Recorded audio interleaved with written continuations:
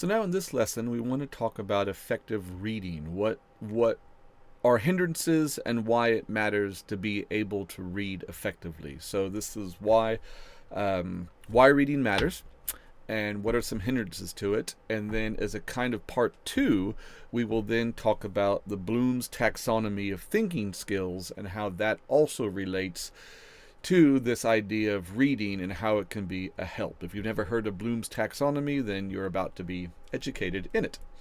But the question of why reading matters. I meet people all the time, quite often, particularly younger people, and older people as well, that don't really like to read.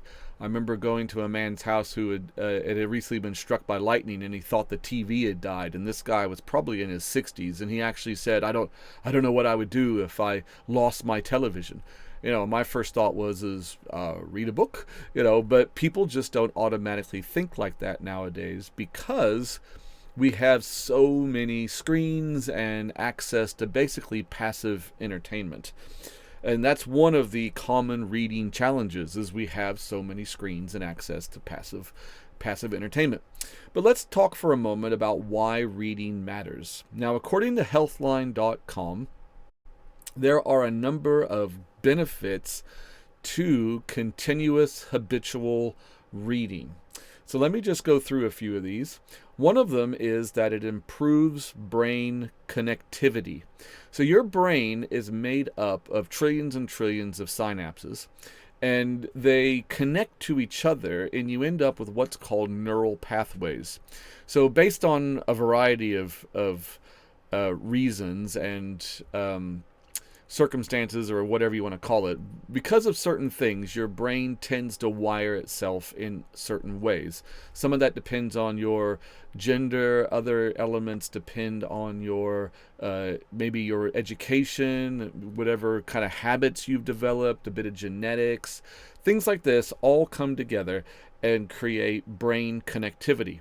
So reading aids in stronger connectivity and new neural pathways that can be formed in your brain.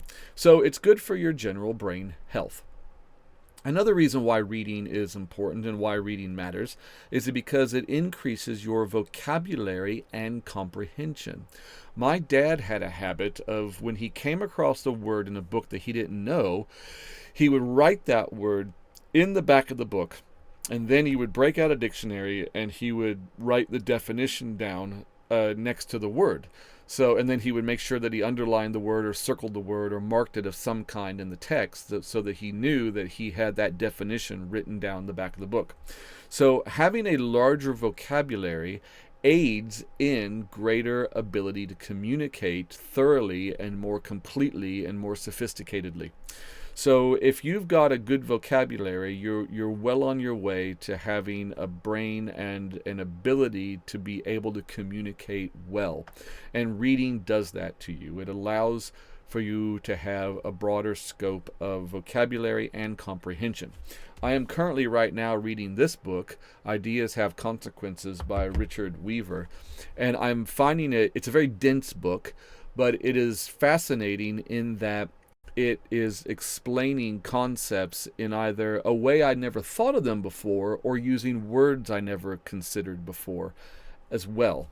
And so it's helping me in my comprehension of various topics and having more than one way to understand it. Another benefit to effective reading is it aids in sleep readiness. Now, I don't know if you've ever done this where you're laying in bed, you're tired, but you break out your phone. And then suddenly you kind of wake up a little bit. And the reason why is because it's the light coming off the phone that is stimulating your brain a little bit, and it kind of wakes you up. Now, eventually you probably would fall asleep with your phone in front of you, but reading a book that you maybe are interested in, a novel or something to that effect, will actually put you to sleep pretty quickly. I mean, I don't know how many times I've not got through one page of a book before I fall asleep. And so it helps your brain unwind a little bit. It gets you away from the artificial light of the TV or the device or the computer, and it preps you for a better sleep. Also, Reading matters because it prevents cognitive decline as you age. So one of the benefits of reading throughout your entire life is it keeps your brain going, and it actually will eliminate, not eliminate, I probably shouldn't say that, but certainly it would mitigate greater cognitive decline later on because your brain is being active, not passive. Remember, weightlifting, it's like doing exercise, it's like being involved in a sport. It keeps your body active and healthy and functioning. If you sit on a sofa all day and do nothing, you get fat and then eventually you die. So to be active and be out there doing things creates a better brain. It creates a better body, it creates a better brain. So it prevents cognitive decline as you age. Also, it empowers you to empathize with others. Perhaps you're reading a book that you don't entirely agree with, but you understand where the author's coming from. You get his ideas, even though you don't agree with maybe with his conclusions. But it'll help you empathize with other people who hold that view. Maybe they're in a similar situation. Whether it's all right or wrong is a whole different question, but it'll help you empathize. Also, if you read novels and you get your head into other characters from other times and other cultures, that will also help you empathize with people in a broader way around you than in perhaps the monocultural environment you're in, or just your limited interaction with people at not on a deep level, maybe more on a surface level. But when you read a book, you're getting into the ideas of the author. And if you read a novel, you're getting into the ideas of the characters as well. It may be the author's ideas about the characters, but maybe the character is going through something that you've never been through, and so it gets you thinking along those lines in a different way than you would otherwise. The other benefit to regular reading and why reading matters is because it reduces stress. Also, it lowers blood pressure and heart rate. That's probably good for me because I've had clinically high blood pressure for a long time, and so it's probably good for me to be reading. Maybe it would be worse if I'm also taking olive leaf extract, which is good for blood pressure too. Anyway, those are possible health benefits to that. Also, this is all according to healthline.com, and I'll have the link there that you in the notes. Fights depression symptoms and contributes to a longer life. So reading on a regular basis and reading good material can help you with depression, or maybe symptoms of depression potentially, but also statistically, people who read on a regular basis do tend to live a little bit longer. So all the way around, it's a pretty good habit to get into, regular reading. Now, what are some common challenges to regular reading? First of all, it's finding time. So if you were to read 3.5 hours a week, which is only a half an hour a day, according to the healthline.com study above, it could add upwards to 2 years onto your life. So not only do you have all the other benefits, brain health, increasing your vocabulary, prevents cognitive decline, things like this, it also adds 2 years, potentially could add 2 years to your life if you only read a half an hour a day. Now, I'm sure nobody's so busy that they can't pull off at least a half an hour a day. Also, a lot of people may say that money is a challenge. You know, you walk into a bookstore and a brand new book is sometimes $30 to $40, and I know from my academic studies you could spend some real money on books, you know, 50 to 100 sometimes on books. That may be true, but also there are thousands upon thousands of quality books in secondhand bookstores that are way cheaper than brand new prices. And if you compare those often to a cup of coffee, I know a coffee shop near me that you'll regularly spend $5 to $6 for a cup of coffee, and you can get on Amazon and find really good books for sometimes, 99 cents.